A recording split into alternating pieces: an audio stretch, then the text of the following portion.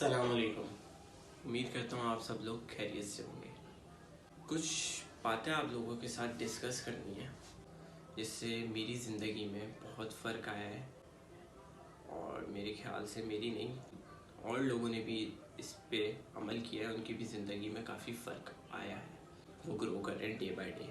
تو سب سے پہلے تو میں آپ کو ایک قصہ بتانا چاہتا ہوں، اسی کے اندر یہ بات ہے. میں 1 سال پہلے اسلام آباد سفر کر رہا تھا بائی بس. میرے برابر میں ایک مولوی صاحب بیٹھے ہوئے تھے. انہوں نے مجھ سے سلام علام کیا، میں نے سلام علام کیا. تو پھر میں اپنے گانے وانے سن رہا تھا، انسٹاگرام چیک کر رہا تھا، فیس بک وغیرہ چیک کر رہا تھا، میمز شیئر کر رہا تھا بیسیکلی. تو انہوں نے مجھے یوں کیا. تو انہوں نے بولا بیٹا کیا عمر ہے آپ کی؟ تو اس وقت خیر میں 20 سال کا تھا. میں نے بولا مولوی صاحب میں 20 سال کا ہوں. انہوں نے بولا نماز پڑھتے ہو آپ؟ تو میں نے بولا جی مولوی صاحب پڑھ لیتا ہوں جمعے کے جمعے. یہی بول سکتا تھا، یہی پڑھتے ہیں ہم آج کل کے لڑکے، اور کیا کرتے ہیں. تو انہوں نے بولا کہ اگر میں آپ کو آپ کے فائدے اور مفاد کے لیے کچھ چیزیں بتاؤں تو اس پہ آپ عمل کرو گے؟ میں دل میں سوچنا شروع ہو گیا. میں نے بولا یار یہ کوئی تبلیغی جماعت والا لگ رہا ہے مجھے. کیونکہ بہت سارے آتے تھے جب ہم بیٹھے ہوئے ہوتے تھے ہوٹلوں پہ یا کہیں سے نکل رہے ہوتے تھے، کہیں شاپنگ پہ روک کے بتانا شروع ہو بیٹا یہاں سے جماعت جا رہی ہے، یہاں بیٹھ گئے. مطلب بہت سارے بندے پھر پس آف ہو جاتے ہیں یہ باتیں سن کے. خیر ہونا نہیں چاہیے. میں نے بولا جی بتائیں مولوی صاحب، بتائیں کیا کرنا ہوگا. میں بولا سب سے پہلے اگر آپ کو اپنے چہرے پہ نور چاہیے نا. میں نے بولا جی بالکل چاہیے. تو انہوں نے بولا آپ صبح سویرے اٹھو، بالکل پاک صاف کپڑے پہنو، وضو کرو اچھے طریقے سے، نماز کی نیت کرو، فجر کی اور نماز پڑھو، انشاءاللہ آپ کے چہرے پہ نور آ جائے گا.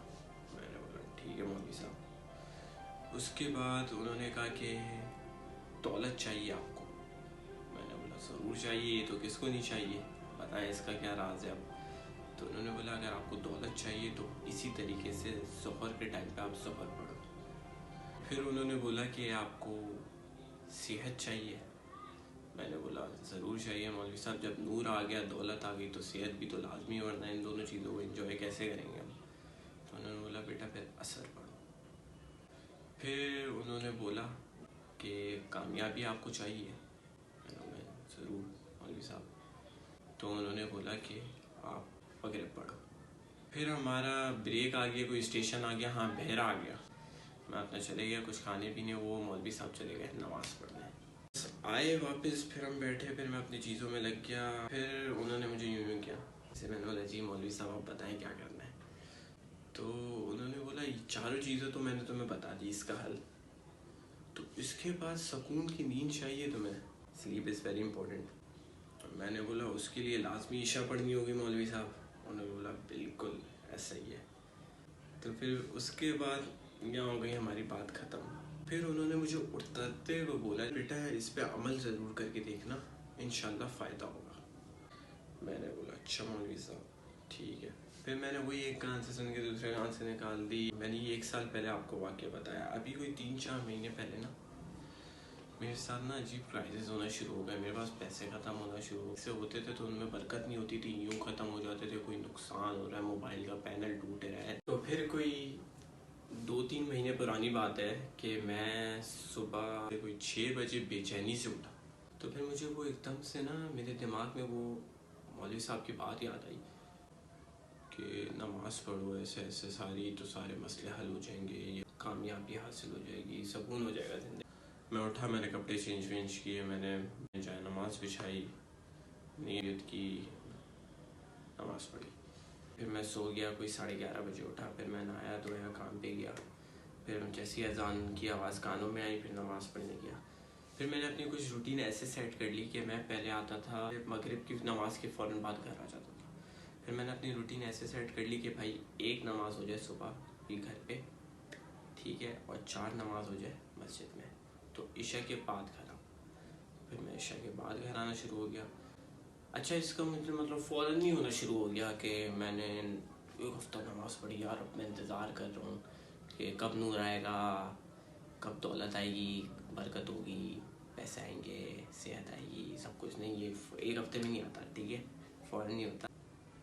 اللہ رب العزت کی ذات پہ آپ بھروسہ رکھیں، سب کچھ اسی نے بنایا ہے اور وہی آپ کو سب کچھ دے گا. تو جیسے پورے سال کا رپورٹ کارڈ ہوتا ہے نا کہ اب یہ آپ کے گریڈز ہیں، अब आप नेक्स्ट लेवल पे आ गए।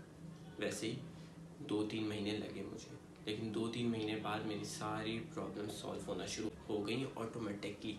मैंने कुछ किया ही नहीं, सिर्फ मैंने नमाज़ पढ़ी, नीयत साफ़ रखी, दिल साफ़ रखा, कभी किसी का गलत नहीं सोचा ना चाहा, ठीक है। तो ऑटोमेटिकली सारे प्रॉब्लम दूर होना शुरू हो गए, पैसों के प्रॉब्लम दूर होना शुरू हो गए, नींद सुकून से आने लगी, कोई प्रॉब्लम्स नहीं थे, कोई क्राइसिस नहीं थे।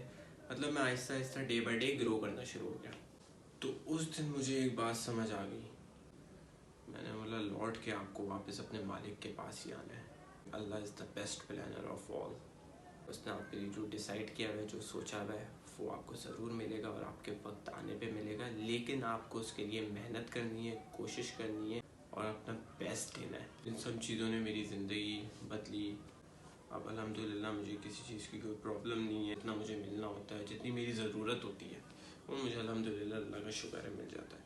ये एडवाइस आप लोगों के लिए भी है। या आप कोई वैसे नहीं कर रहे हो कि ये बिज़नेस है, चलो मैं नमाज़ पढ़ लूँ इससे ये होगा। नहीं, ये आप पे फ़र्ज़ है भाई, आप पढ़ो, कोई ज़बरदस्ती नहीं है। लेकिन अगर आपके अंदर एहसास है तो आप ज़रूर पढ़ो, इंशाल्लाह आपको भी फ़ायदा होगा, आप भी ग्रो करोगे। और ये मैसेज आगे भी लोगों तक पहुँचाओ, उनकी बेहतरी के लिए। जवानी की इबादत जो है वो अल्लाह ताला को सबसे ज़्यादा पसंद है। Share this message with everyone. अपना ख्याल रखिएगा, दुआ में याद